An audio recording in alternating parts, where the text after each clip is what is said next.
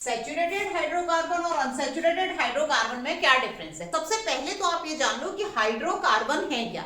Hydrocarbon है hydrogen और carbon के compounds. So saturated hydrocarbon only single bonds होते हैं और इनमें क्या होता है, double and triple bonds are also present. दूसरा है कि they burn with non sooty flame. Soot actually क्या होता है, सूट आप देखते हो दिया जलता है या मोमबत्ती जलती है, उसके ऊपर अगर कुछ चीज रखा हो तो वो काला काला हो जाता है, वो सूट है, अनबर्न्ड कार्बन पार्टिकल है।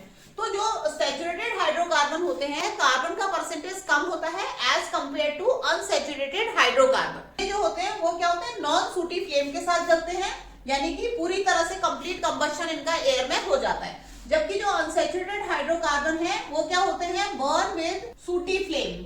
ठीक है, इनमें कार्बन का परसेंटेज हायर है तो इनमें क्या होता है, पूरी तरह से कंप्लीट कंबशन नहीं होता है एयर में, तो ये सूट प्रोड्यूस करते हैं। लेकिन अगर इनको ऑक्सीजन की प्रेजेंस में जलाया जाए तब ये भी ब्लू फ्लेम देते हैं, येलो फ्लेम नहीं देते। येलो फ्लेम होगी तो सूट प्रोड्यूस होगा।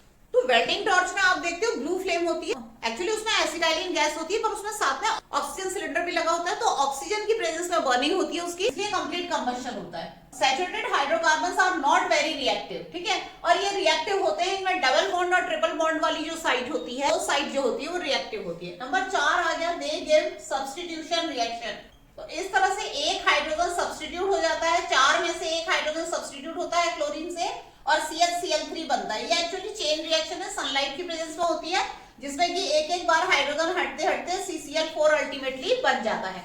और यहाँ पर क्या होता है, अनसैचुरेटेड हाइड्रोकार्बन क्या करते हैं, गिव एडिशन रिएक्शन। जैसे कि मैंने आपसे बोला कि जो डबल बॉन्ड वाली साइट होती है वो क्या होती है, रिएक्टिव साइट होती है। वहां पर आपका अगर आप हाइड्रोजन करोगे, कब, निकल या पैलेडियम कैटलिस्ट की प्रेजेंस में, तो ये बनाएगा CH3 सिंगल बॉन्ड CH3। दोनों डबल बॉन्ड के अक्रॉस एक एक हाइड्रोजन ऐड हो गई है, क्योंकि तो हाइड्रोजन का एडिशन हो रहा है इसको, इसलिए इसको हाइड्रोजनेशन रिएक्शन भी बोला जाता है।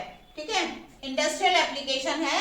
जो अनसैचुरेटेड वेजिटेबल ऑयल होते हैं और जब उनमें निकल और पैलेडियम कैटलिस्ट की प्रेजेंस में जब हाइड्रोजन ऐड की जाती है तो वो सैचुरेटेड हाइड्रोकार्बन बना देते हैं, और वो सैचुरेटेड जो वनस्पति घी जिसको बोला जाता है, तो ये यूज होता है। अगर मैं आपको एक एक एग्जांपल दे दूं दोनों का, तो CH4H8 जितने भी एल्केन्स हैं का फॉर्मूला CnH2n+2 से हम रिप्रेजेंट करते हैं। सारे एल्केन क्या होते हैं, सैचुरेटेड हाइड्रोकार्बन होते हैं, जबकि ये एल्कीन या एल्काइन जो होते हैं वो क्या है, अनसैचुरेटेड हाइड्रोकार्बन। अगर एल्कीन का एग्जांपल दूं तो आपको डबल बॉन्ड वाला, और एल्काइन का एग्जांपल दूं तो CH ट्रिपल बॉन्ड CH आ जाएगा।